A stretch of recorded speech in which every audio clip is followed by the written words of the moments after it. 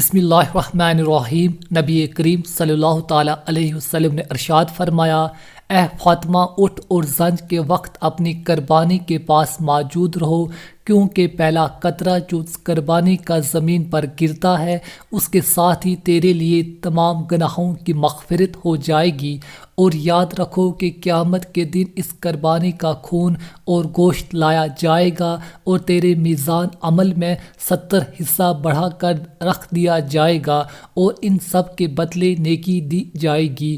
ابو سعید خدری رضی اللہ عنہ نے عرض کیا، یا رسول اللہ صلی اللہ تعالیٰ علیہ وسلم، یہ ثواب مذکورہ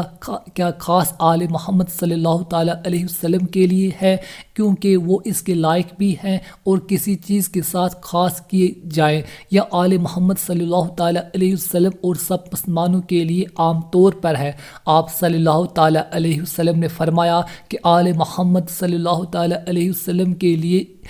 طرح ایک خاص طرح کا خاص عمل ہے، اور سب مسلمانوں کے لیے عام طور پر بھی۔